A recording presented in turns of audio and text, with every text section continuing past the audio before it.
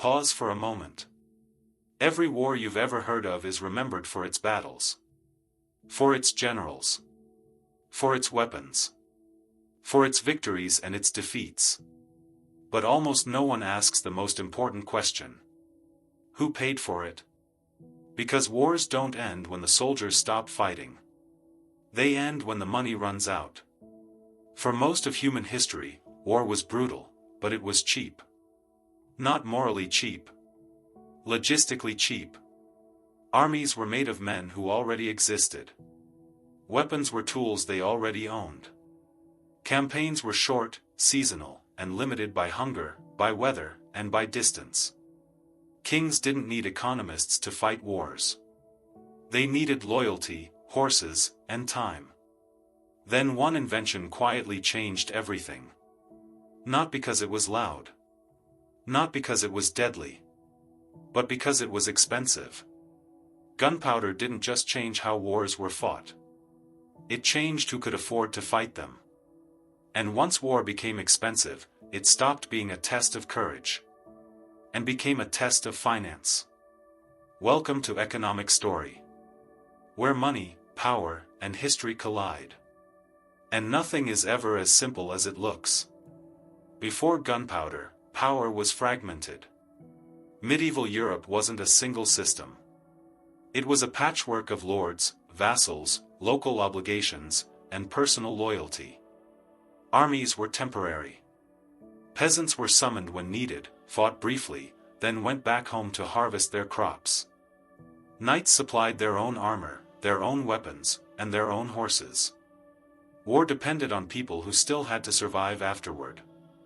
Castles were defensive structures, not engines of expansion. They existed to protect territory, not to project power endlessly. And because war relied on people with lives, farms, and families, it had natural limits. No ruler could fight forever. Not because of ethics. But because soldiers got hungry, loyalty fractured, and resources ran out. The system enforced restraint without laws. Then gunpowder arrived in Europe. Quietly. Gradually.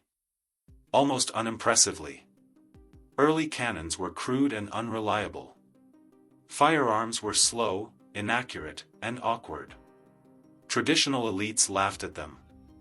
They thought gunpowder threatened the knights. That wasn't the real danger. Gunpowder didn't kill the knights. It killed cheap war. Cannons changed siege warfare overnight. Stone walls that had protected cities for centuries crumbled under sustained bombardment. Suddenly, fortifications had to be redesigned, thicker, lower, angled. That meant engineers, specialized labor, massive amounts of material, years of construction, enormous cost. Firearms changed armies. Training a knight took a lifetime. Training a musketeer took months. But only if you could afford the weapons, the powder, the logistics, and constant resupply. The fight was no longer with what soldiers carried. It was with what a state could deliver. War ceased to be local. It became industrial. Feudal levies gave way to standing armies. Soldiers were no longer part-time farmers. They were full-time professionals who required constant pay, food, shelter, gear, discipline. Armies did not disband after a campaign. They waited. They trained. They consumed resources, even in peace. Victory no longer belonged to the bravest. It belonged to whoever could keep funding the fight. Here, power began to centralize. Local lords could not afford cannons. Small kingdoms could not maintain modern forts. Feudal obligations could not fund a permanent war. Only centralized states with steady income survived. Gunpowder did not just break castles. It broke decentralization. Once rulers understood war now demanded money, a new question arose. Where would it come from? Temporary taxes fell short. Emergency levies could not sustain a standing army. So states took a radical step. They made taxation normal. What was once occasional became constant. What was once negotiated became expected. Subjects no longer owed just loyalty. They owed money. Yet even taxation wasn't enough. Gunpowder wars were massive, drawn out, and relentless. Cannons, powder, forts, fleets, troops, the expense outran what taxes could cover. So governments turned to borrowing. This is how finance entered history. Debt was no longer a last resort. It became a strategy. Bonds funded wars. Credit turned into a weapon. Bankers replaced nobles as a ruler's key allies. A king who could borrow outlasted a king who could not. Even if the second was more beloved. War ceased to be limited by people. It became limited by credit. And once wars could be financed, they stretched beyond public patience. Costs could be spread over decades. Losses deferred. Pain diluted. Whole populations could be mobilized financially, without ever entering a battlefield. This was the birth of the modern state. Permanent taxation. Standing armies. Public debt. Centralized power. None of this came from theory. It came from necessity. Gunpowder made war too costly to fight informally. The human toll was enormous. Peasants paid higher taxes. Wages fell behind prices. Savings melted away. Debts outlived kings. They passed to generations who never voted for the war, or even lived during it. Yet the system held. Because it worked. Gunpowder rewired the cost of war. And in doing so, it rewired the link between money and power forever. Still, states faced a dilemma. Raise taxes too high, risk revolt. Borrow too much, risk collapse. Cut military spending, fall behind rivals. So governments changed how the cost was felt. This is where inflation enters. Not as an accident. Not as a modern invention. But as a structural response. Inflation had existed before. Ancient rulers clipped coins and debased currency in crises. But those episodes were brief, visible, and dangerous. Trust crumbled fast. Markets locked up. Regimes fell.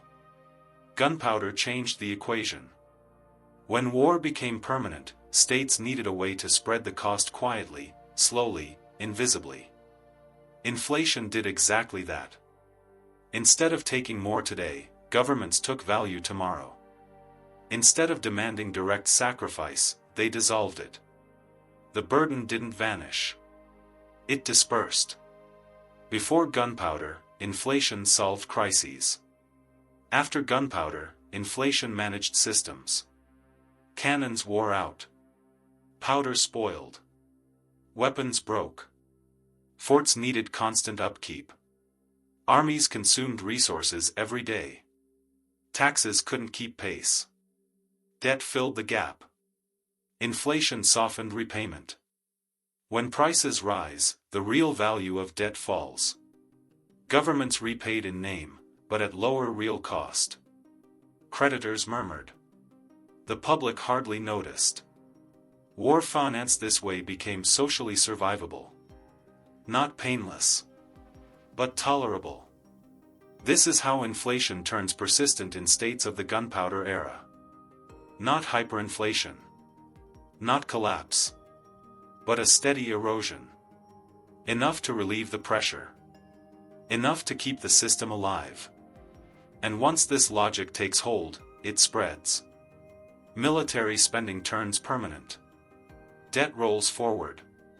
Inflation becomes expected. Financial systems evolve to manage these pressures, not to eliminate them. Central authority grows, because coordination becomes essential. This is the gunpowder economy's true legacy. Not bigger wars. War, financialized. Violence no longer required immediate consent. It required liquidity. Political resistance could be outlasted. Costs postponed. Sacrifice generalized. People who never fought still paid. Savings quietly lost value. Wages lagged behind prices. Generations inherited obligations from conflicts they never chose. The battlefield felt distant. Not because war mattered less, but because its cost was diffused. This is why modern states feel so durable. Today, warfare isn't limited by manpower. It's limited by budgets. Aircraft carriers. Satellites. Cyber systems. Logistics networks. These are as much financial commitments as military ones. And just like in the age of gunpowder, the question isn't who fights best. It's who can afford endurance. Restraint rarely comes from morality alone. It comes from cost. When cost is absorbed, deferred, or disguised through finance, restraint weakens. War becomes structural. Embedded inside systems designed to sustain it. And as long as those systems exist, money and violence remain inseparable. So when people ask why governments borrow endlessly, why military budgets feel permanent, why inflation quietly erodes savings, or why wars seem disconnected from daily life, the answer isn't in today's headlines. It's buried centuries deep, in the moment technology made violence too expensive to manage informally. Gunpowder didn't just change war. It changed what power required to exist. This isn't cynicism. It's realism. Systems evolve around the costs they must absorb. And when those costs grow large enough, they reshape everything upstream. Institutions. Money.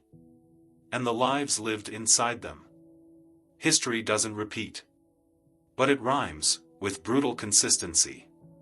When technology raises the price of power, money steps in to bridge the gap. And once that bridge exists, it's rarely dismantled. If this story gave you a new perspective, subscribe. This is Economic Story. History has the answers. I'll show you where to look.